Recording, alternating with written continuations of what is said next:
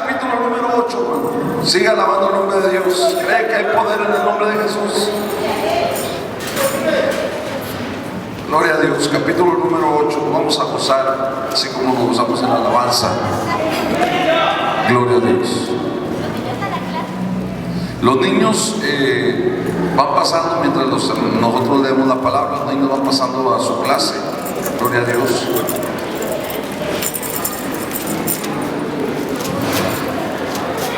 Gloria a Dios. Nosotros vamos a Lucas capítulo 8, una historia muy conocida.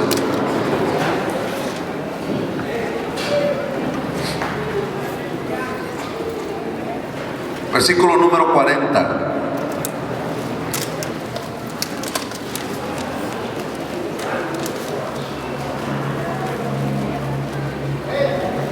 Amén. Gloria a Dios. Dice la palabra del Señor así. Voy a leer varios versículos hasta que termina la historia de la mujer con flujo de sangre. Dice así: cuando volvió Jesús, le recibió la multitud con gozo, porque todos esperaban. Entonces vino un varón llamado Jairo, que era principal de la sinagoga, y postrándose a los pies de Jesús, le rogaba que entrase en su casa, porque tenía una hija única, como de 12 años, que estaba muriendo, y mientras iba, la multitud le oprimía.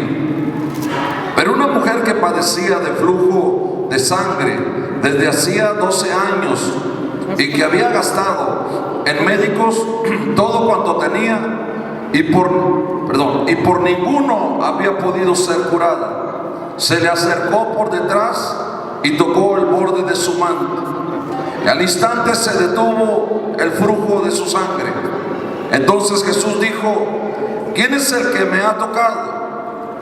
Negando todos, dijo Pedro y los que con él estaban: Maestro, la multitud aprieta y oprime, y dices: ¿quién es el que me ha tocado? Pero Jesús dijo: alguien me ha tocado, porque yo he conocido que ha salido poder de mí. Entonces, cuando la mujer vio que no había quedado oculta, vino temblando y postrándose a sus pies, le declaró delante de todo el pueblo por qué causa le había tocado y cómo al instante había sido sanada. Y él le dijo: hija, tu fe te ha salvado, ve en paz. Cierra sus ojos. Padre, en el nombre de Jesús te alabamos, le damos gracias, Señor, por este día, por la alabanza por la que este pueblo te ha invocado, te ha alabado, ha levantado tu nombre. Gracias, Señor, por cada uno de los que estamos aquí, Padre. Cualquier cosa que quiera obstruir el mensaje de la palabra de Dios, le pedimos que sea reprendido y vuelto a la nada, Señor. Cualquier artimaña, obstáculo que quiera levantar Satanás, Señor, sea reprendido en tu santo nombre, Cristo Jesús. Te pedimos que pongas ángeles alrededor de este lugar, Señor, y que, Señor, no quede un solo demonio alojado, sino que sufra las consecuencias del fuego y el poder y la gloria del Altísimo. Padre, atamos al hombre fuerte y desatamos la unción del más fuerte y todopoderoso, que es nuestro Señor Jesucristo. Oramos para que aquel que venga enfermo, Señor, desde este momento reciba sanidad. Aquel que está en casa, Señor, enfermo, oramos para que tú envíes sanidad en este instante, Padre. Aquel que está en un hospital, oramos también para que tú envíes aquella camilla, aquella habitación, sanidad divina, en el nombre que es sobre todo nombre, el nombre de nuestro Señor Jesucristo. Dice la honra, la gloria y la alabanza, Padre. Amén, amén. Puede ocupar su lugar un momento mientras yo predico la palabra de Dios. Siga alabando el nombre del Señor, hermano. Gloria a Dios. Lucas capítulo, todos conocemos la historia. La mujer con flujo de sangre. Otro evangelio dice que tenía una fuente de sangre, algo que estaba continuamente brotando de aquella mujer. Pero Lucas, yo lo leí en Lucas, porque Lucas es conocido como el evangelio perfecto, porque quien escribe o el escritor de este libro es un médico, Y lo escribe con todas las riquezas y los detalles que acontecen alrededor de los 3 años y medio de ministerio de nuestro Señor Jesucristo. El texto, hermano, tiene algunos misterios que yo quiero que analicemos ahí y que son aplicables a la vida de cada uno de nosotros. La Biblia dice que Jesús, cuando llegó, la multitud lo oprimía, lo empujaba, pero bueno, cuando iba caminando. Pero cuando Jesús llegó a ese lugar, la multitud ya lo estaba esperando. Es decir, alguien sabía que Jesús venía en camino a ese lugar. Y las multitudes abarrotaban los lugares donde Jesús se hacía acto de presencia, porque habían escuchado que la gloria de Dios estaba en la vida de Jesús. Habían entendido, escuchaban de los ciegos que sanaban, de los paralíticos que levantaban. Y aquí en esta ocasión, Él venía de una tierra llamada la tierra de los Gadarenos o de Gadara. Para venir de esa tierra era donde se encontraba aquel amigo llamado el endemoniado Gadareno, que era conocido por toda la gente, nadie se podía acercar a él. Pero cuando Jesús llegó, liberó a aquel varón, alabado sea el nombre del Señor, con el poder del Espíritu Santo. Gadara era un lugar que, dicen algunos historiadores, tenía un contrato con el gobierno para ellos poder criar puercos, y en aquel lugar era donde se criaban, era un lugar de inmundicia. Ahí estaba el endemoniado Gadareno. Desde ahí, desde esa tierra que estaba separada y apartada para ese tipo de crías, desde ahí Jesús había partido para llegar al lugar donde acabamos de leer la historia. Ese lugar estaba Gadara, junto al mar de Galilea. Tuvo que atravesar el mar para llegar del otro lado, en donde se encuentra la ciudad de Tiberias, donde encontramos esta historia. Estoy dando los detalles geográficos por una cosa nada más. Jairo venía de otro lugar llamado Capernaum, es decir, al frente de Tiberias y a un lado casi paralelo, casi a la par, pero también tenía que atravesar un gran tramo, estaba Capernaum. Y en medio de esos dos lugares estaba un lugar llamado, o bueno, nosotros lo llamamos a esta hora, el Valle de los Rechazados. Lugar donde era apartada la gente inmunda, lugar donde la gente, los cojos, paralíticos, ciegos, alabado sea el nombre del Señor, en el tiempo, sobre todo el tiempo de la Pascua, no podían acercarse, no podían llegar a los lugares santos y sagrados. Ahí se encontraba la gente rezagada, quitada, marginada. Ahí en ese lugar se encontraban todos los que eran conocidos como inmundos, incluyendo la mujer que leímos al final del capítulo. En ese lugar estaba. Jesús sale entonces de Gadara, atraviesa el mar, llega a Tiberias, y entonces la noticia llegó a toda la gente. Y toda la gente estaba esperando la llegada de Jesús. Todos estaban esperando con ansias llegar y tocar al Mesías, verle. Si alguien estaba enfermo, sabían que con solo llegar al lugar donde estaba, iban a recibir sanidad. Dice la palabra que Él venía, y cuando usted lee acerca de sanidad en multitudes, dice, predicaba y los sanaba a todos, de toda dolencia y de toda enfermedad. O sea, todo el que se acercaba recibía sanidad. Entonces aquel lugar estaba lleno de enfermos, pero también de gente que creían que el Mesías ya andaba caminando por esta tierra o por esa tierra, alabado sea el nombre del Señor. Ahora, cuando llega ahí, pasa algo que no es normal ni común. Ahora le voy a explicar la otra parte. Jesús llega y un príncipe de la sinagoga se acerca a Él. Eso no era común, hermano. O sea, un príncipe de la sinagoga no pedía favores a la gente común, ni menos a un carpintero. Pero ese príncipe de la sinagoga era una persona con un puesto político, como hablar de un diputado. Esa persona venía y necesita el favor de Jesús, llamado Jairo. Jairo viene corriendo al encuentro con Jesús y le dice que su niña de 12 años de edad está a punto de morir. De hecho murió, dice, si leemos el resto de la historia. No era normal que un jefe de la sinagoga, conocedor de la ley, anduviera en medio de toda la multitud. No era normal que siguiera el proselitismo, un acto religioso. No era normal. Él conocía, si era persona de la sinagoga, conocía la ley, conocía los mandamientos, conocía toda la Torá, los 5 libros de Moisés. Ese era Jairo. Y ese Jairo se viene corriendo al encuentro con Jesús. un diputado, y le dice algo increíble. Le dice un judío con un hijo de 12 años de edad, y le dice, el único hijo, alabado sea el nombre del Señor, dice: vino un varón llamado Jairo, que era principal de la sinagoga, y postrándose a los pies de Jesús le rogaba que entrase a su casa, porque tenía una hija única. 12 años de edad, una niña de 12 años de edad. Un judío, porque era de la sinagoga, era judío. Un judío que solamente tenía una hija, y para acabarla era mujer. Ahorita le explico eso. O sea, él iba apurado porque decía: es mi única heredera y yo no voy a dejar genealogía.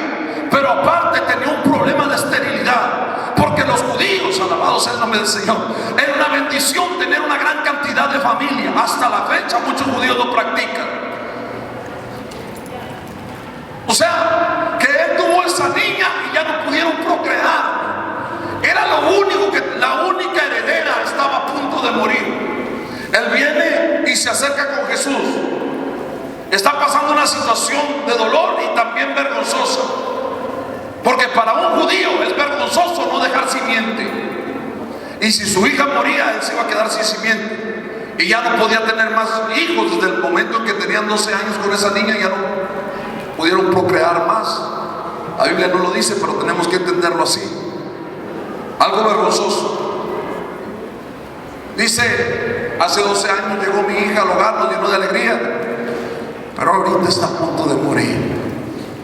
Jesucristo lo escucha, y entonces se va a la casa de Jairo, y toda la multitud lo empieza a apretar, lo empieza a oprimir. Y mientras va caminando sucede algo increíble. Jairo es borrado de la historia completamente. Aparece una mujer del anonimato. De repente la Biblia corta la historia de Jairo para que en la escena entre una mujer con flujo de sangre, alabado sea el nombre del Señor, y acapara toda la atención. Después de que Jesús voltea y se para y dice: ¿qué me ha tocado? Y ahora, hermano, si usted lee ese capítulo, le ponemos más atención a la mujer con flujo de sangre que a Jairo, que estaba perdiendo a su hija. Entra en escena del anonimato una mujer. El milagro era para Jairo, alabado sea el nombre de Dios, no para ella aparentemente. Ahorita le voy a enseñar que no. Pero ella sale de la nada, sale del anonimato para robarse la atención de todo el público, para robar la atención de nosotros. Y de repente toda la historia gira en torno a una mujer inmunda con flujo de sangre. Alabado sea el nombre del Señor. Todo el mundo sabía que Jesús se dirigía a la casa de Jairo. Y aparece una mujer en la historia de repente, y detiene la historia, y detiene a Jesús, detiene a los discípulos, y detiene a todos los que iban siguiendo. Aparece en la historia, es sanada, y desaparece de la historia, y sigue con Jairo. Alabado sea el nombre del Señor. La historia, hermano, que nosotros, es más, muchas Biblias traen la hija de Jairo y la mujer con flujo de sangre, pero la mayoría de las Biblias solamente dicen la mujer con flujo de sangre. No toman en cuenta la historia de Jairo. Alabado sea el nombre del Señor. Es una de las historias más conocidas de los milagros de Jesús, conocido como el milagro de la mujer con flujo de sangre. Entonces, el escritor no pone nombre, ninguno de los evangelios lo pone. El escritor no pone edad, no pone en qué familia pertenecía, solo pone que traía un problema, traía flujo de sangre. Ahora, hermano, la hemorragia en la mujer, hay un periodo donde es normal. Sufría de una situación que debería de ser normal, pero se había vuelto anormal por lo que estaba sufriendo. Le repito, otro evangelio dice que traía una fuente de sangre. Una fuente quiere decir que no para, hermano. Es la palabra utilizada cuando Jesús dice: correrán ríos de agua viva. Está algo que está brotando continuamente y no se para. Alabado sea el nombre del Señor. Esta mujer obviamente es una mujer adulta. Cuando hablamos y predicamos de esta mujer, todos hablamos el toque milagroso, el toque sanador que tocó el manto de Jesús. Alabado sea el nombre de Dios. Pero no buscamos los detalles de lo que pasa en torno a esta mujer. no sé cómo empezar. Cuando se profundiza en la historia, hermano, usted entiende cosas que a simple vista no podemos asimilar en la palabra del Señor. Primero, la figura en el Antiguo Testamento, hermano, la figura femenina, era una figura, no sé cómo decir la palabra, discriminada hasta cierto punto. La única parte que formaba en la sociedad la mujer era dar hijos, nada más. En la ley, en los tiempos bíblicos, en los tiempos de Jesús, la única parte fundamental que le daba a la mujer existencia y valor dentro de la sociedad era procreando hijos, nada más. Los príncipes de la sinagoga eran hombres, los sacerdotes eran hombres, los que ofrecían holocausto eran hombres, alabado sea el nombre de Dios. Los reyes eran hombres, los censadores eran hombres, la sinagoga estaba llena de hombres. Las mujeres servían para procrear, alabado sea el nombre del Señor. Eran tratadas con cierto aspecto de racismo. Estoy hablando despacio para que me entiendan. Ahorita que entro ya me voy a ir rápido, así que pongan mucha atención a esto. Era tratado así. Mire, si un vientre era estéril, se le declaraba como si estaba maldita la mujer. Si una mujer daba luz por primera vez, si era una mujer, había una maldición en el vientre de esa mujer, porque tenía que ser varón el primero entre los judíos, entre las familias judías. Había detalles raros, hermano, en la historia que no comprendemos, pero bueno. Es más, el periodo de purificación cuando nació un niño eran 8 días. El periodo de purificación de una mujer eran más semanas, hermano, 40 días, ¿no? ¿Por qué esa diferencia? Ahora, no solo eso, sino que en el tiempo de su menstruación, la mujer tenía que ser apartada de su familia y de toda la sociedad. Así es como quiero comenzar esta historia. Los que conocemos Levítico sabemos que cuando daban a luz y había un tiempo de espera para purificación, era diferente la mujer que el hombre. Los detalles que puso el Señor, nuestro Señor, en la palabra de Dios. Pero esta mujer, hasta hoy, hermano, sucede eso en Israel también, en el pueblo que practica la religión judía. Ellos siguen con esas ideas y tienen todavía la idea de que si el primer hijo que tienen es mujer, están bajo una maldición. En aquel tiempo iban y se agarraban de los cuernos del altar, y los 40 días de la purificación de la mujer eran los 40 días que el varón pasaba agarrado a los cuernos del altar, llorando y pidiendo perdón por algún pecado escondido que no sabían que sus antepasados habían cometido, porque era una maldición, que su primogénito era una mujer. Entonces, ese es el margen, ese es el área histórica de lo que sucedió en ese tiempo, las costumbres y los usos de lo que estaba pasando ahí. Y ahora sí, entramos directamente en lo que es la predicación. Esta mujer, hermano, esta mujer, todas las veces que una mujer empezaba con una menstruación en su vida, tengo que hablar de detalles para entender lo que pasa a esta mujer. Siempre la mamá preparaba a la niña, le decía: mi hija, va a llegar tu etapa en donde va a pasarte esto y aquello, usted sabe. O sea, las mamás se las tienen que ingeniar para decirle a las niñas lo que pasa. Y la mujer era la encargada de encaminar a la niña y decirle: va a pasar este tiempo, vas a pasar esto, pero mija, te vamos a llevar a un lugar apartado donde hay una señora que te va a cuidar, pero no vas a dejar a mamá y a papá, solamente van a ser 4, 5, 6 días, 7 cuando máximo, vamos a volver por ti, todo va a volver a la normalidad. Pero esto, mija, va a ser cada mes vas a tener que sufrir esta situación hasta que te cases y tengas, alabado sea el nombre del Señor, tu primer embarazo. Entonces durante 9 meses, mija, no vas a sufrir esa situación, pero después vas a pasar tu tiempo de purificación de 40 días y vuelves a tu vida normal. Cada mes durante, de 4 a 7 días vas a estar apartada en un lugar, en un valle donde te van a estar cuidando, y ahora es tu esposo quien te va a llevar y va a venir por ti. Si por casualidad llegaba a suceder mientras estaba en casa, todo lo que tocare se volvía inmundo. Si pasaba en la cama se volvía inmundo. De hecho, que en ese tiempo que ella era apartada, toda su ropa era quemada. Con lo que conocemos como lo que cubría su cama también era tirado, porque se volvía inmundo. Todo lo que tocaba, la mujer era inmundo. Esta niña, cualquier niña al iniciar en ese periodo de la pubertad, desde el periodo de su primera menstruación, empezaba a vivir ese rechazo durante varios días. Algo que hoy obviamente no es normal, pero ese era el tiempo de la ley de nuestro Señor Jesucristo caminando aquí en la tierra. Y esta niña impura esperaba todo el tiempo. Ahora voy a entrar en los detalles históricos.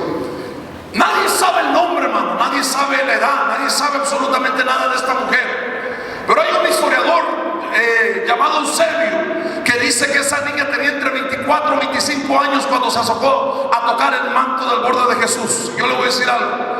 Yo digo, tiene algo de lógica, porque las mujeres en los tiempos bíblicos, las judías, se casaban de edad muy temprana. Desde los 13 años ya contraían matrimonio. 14, 15, ¿a qué edad se le apareció el ángel a María?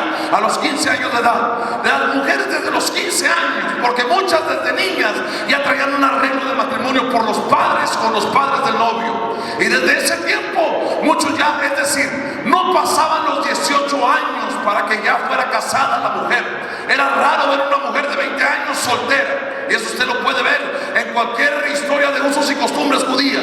Entonces esta mujer, si cuando mucho empezó a sufrir a los 18 años, porque era una mujer soltera, empezó a sufrir a los 18 años, no podía pasar de 30 años de edad. Pero le concedemos nosotros la historia a Eusebio. Le dice que era una mujer de entre 24 y 25 años de edad, y ahí es donde empieza la historia de esta mujer. Era una niña que a los 13 años de edad tuvo su primer menstruación y se asustó como toda niña. Y entonces su mamá le dice: no te preocupes, mija, ahorita te voy a llevar a un lugar donde te van a resguardar, y ahí vas a estar por un tiempo de tu periodo, y luego vas a regresar a la familia, vas a regresar a casa como todo día, cualquier día normal, como vivimos normalmente. Esto va a suceder cada mes, mija, es lo que te había platicado, mija. Y la niña: a ti te pasa, a mí me pasa, mija, a mis tías, a todas tus tías, a tu abuelita, a la vecina, todos sufrimos lo mismo, no te preocupes, es algo normal. Y agarra a la niña del brazo y la convencen y se la llevan, y ya va más tranquila la niña, y entonces la lleva a ese lugar llamado el valle, alabado sea el nombre del Señor, de los impuros, el valle de la impureza. Y yo quiero nombrarlo mejor, el valle de los rechazados, un valle donde nadie quisiera estar, un valle donde te olvidas completamente de la vida social, te olvidas de la vida religiosa, te olvidas completamente de la vida familiar. Las mujeres se olvidan de la escuela, de la secundaria, depende de la situación donde están viviendo socialmente, para estar en el valle de los rechazados, un valle apartado que la misma religión había levantado para sacar a un lado, alabado sea el nombre del Señor, aquellas mujeres que estaban llenas de impureza. Entonces